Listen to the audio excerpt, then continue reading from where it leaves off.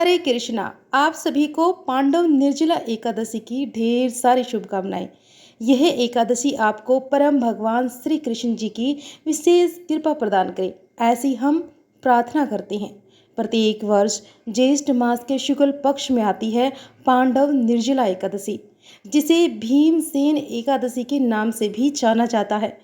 यह एकादशी वर्ष में आने वाले सभी बड़े व्रतों और त्योहारों में सबसे बड़ी मानी गई है। इतना ही नहीं, वर्ष में आने वाली सभी एकादशियों में भी निर्जला एकादशी सबसे बड़ी मानी जाती है। जो भी मनुष्य पूर्ण श्रद्धा और नियम पूर्वक निर्जला एकादशी का पालन करता है, उसे वर्ष की सभी एकादशियों का फल इस एकादशी से मिल जाता है।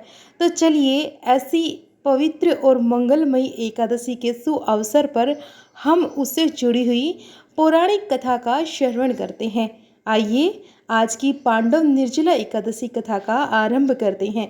जैसा कि हम जानते हैं कि पांडवों में से एक भीमसेन, जो कि अत्यंत बलशाली शक्तिशाली है, उनके अंदर 10,000 हाथियों का बल है। एक दिन भीमसेन अपने परम पितामह व्यास देव जी के पास जाते हैं, लेकिन आज वह कोई युद्ध की चर्चा नहीं करने वाले थे।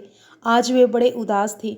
भीमसेन का ऐसा उदास मुख देखकर व्यास देव जी ने उन्हें प्रेम से बुलाया और उनसे कहा कि आओ भीम, आज तुम्हारा उदास मुख क्यों है? कहो, क्या बात है? तब भीमसेन उदास स्वर से व्यास देव जी से पूछते हैं कि हे पितामह, एक ऐसी समस्या है जिसका समाधान मुझे नहीं मिल रहा। मैं इसीलिए आपकी शरण में आया हूँ। कृपया आप मेरा मार्गदर्शन कीजिए। तो व्यास जी ने उत्तर दिया कि हाँ भीम, अवश्य बताओ क्या समस्या है। तो भीमसेन ने कहा कि हे पितामह, मेरे सभी भाई अर्जुन, युधिष्ठिर, महाराज नकुल, सहदेव, माता कुंती और यहाँ तक कि मेरी पत्नी द्रौपदी भी वर्ष में आने वाली सभी एकादशी व्रत का पालन करती हैं। वे सभी एकादशी तिथि आने पर भोजन और जल दोनों का त्याग करते हैं। वे संपूर्ण उपवास का पालन करते हैं और वह सब मुझे भी एकादशी व्रत रखने के लिए कहते हैं। लेकिन हे पितामह, मेरा दुर्भाग्य है कि मैं यह उपवास नहीं कर पाता। अब भीमसेन की बात सुनकर व्यास देव जी ने कहा कि हाँ भीम, तुम्हें भी इस एकादशी व्रत का पालन अवश्य करना चाहिए। तो भीमसेन ने उत्तर दिया, लेकिन पितामह, मेरे लिए एक समय भोजन न करना भी असंभव है। फिर संपूर्ण दिन बिना कुछ खाए पिए मैं कैसे रह सकता हूँ? मेरे लिए एकादशी का उपवास करना असंभव है। तो व्यास देव जी कहते हैं कि हे पुत्र, अगर तुम इस भौतिक देह का त्याग करने के बाद स्वर्ग में जाना चाहते हो, मोक्ष प्राप्त करना चाहते हो और नरक में गिरना नहीं चाहते हो, तो तुम्हें वर्ष में आने वाली सभी एकादशियों का पालन करना चाहिए। मास में 2 बार आने वाली एकादशी तिथि मनुष्य को परम आध्यात्मिक मुक्ति का मार्ग प्रदान करती है, उसकी आध्यात्मिक चेतना में वृद्धि करती है और इसीलिए एकादशी का व्रत अत्यंत पुण्यशाली और महाभाग बताया गया है। यह सुनकर भीम उदास हो गए। लगभग रोते हुए उन्होंने व्यास देव जी से कहा कि लेकिन हे पितामह, अब मेरी समस्या भी सुनिए। आप तो जानते ही हैं, मेरे पेट में वृक नामक अग्नि सदैव चलती रहती है।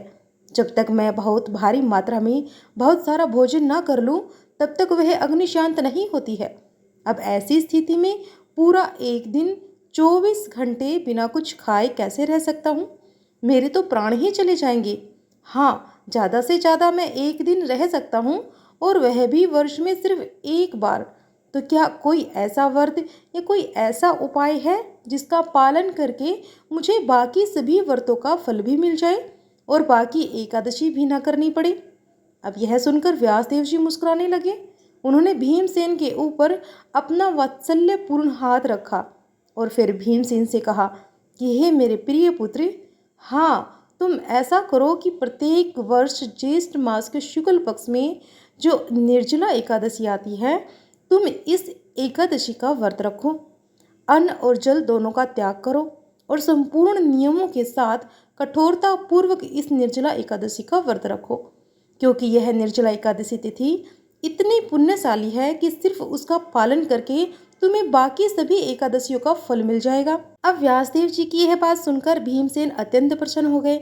फिर उन्होंने निर्जला एकादशी व्रत रखने का संकल्प लिया। जब निर्जला एकादशी आई तो उन्होंने पूर्ण नियमों के साथ कठोरतापूर्वक इस निर्जला एकादशी का व्रत रखा, अगले दिन पारण किया और इस प्रकार वे हर वर्ष निर्जला एकादशी का व्रत रखने लगे और इसके परिणाम स्वरूप उन्हें न सिर्फ बाकी सभी एकादशियों का फल प्राप्त हुआ, अपितु जीवन के अंत में उन्होंने आध्यात्मिक लोक को भी प्राप्त किया। इस निर्जला एकादशी का महात्म्य का वर्णन सुनाते हुए भगवान श्री कृष्ण जी कहते हैं कि जो भी मनुष्य पूर्ण श्रद्धा और मनोभाव से नियम पूर्वक इस निर्जला एकादशी का व्रत करता है, इस दिन अन्न और जल दोनों का त्याग करके उपवास करता है, उसके करोड़ों वर्षों के संचित पाप कर्म नष्ट हो जाते हैं और उसे भगवान की विशेष कृपा प्राप्त होती है। इस जन्म में हर प्रकार की सुख समृद्धि प्राप्त करके वह अंत में मुक्ति के मार्ग को अपनाता है। इतनी महत्वपूर्ण है यह पांडव निर्जला एकादशी। इस एकादशी व्रत के करने से सभी एकादशियों का फल आपको मिल जाता है। इतनी महाभाग और मंगलमयी है यह पांडव निर्जला एकादशी।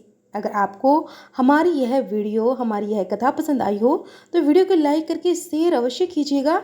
अगर आप हमारे चैनल पर नए हैं तो जल्दी से चैनल को सब्सक्राइब कर लीजिए। आपको ऐसी ही धार्मिक कथाएं सुनने को मिलेगी और हर तीज त्योहार की जानकारी भी आपको दी जाएगी। हर हर महादेव। जय श्री हरि। जय माँ लक्ष्मी।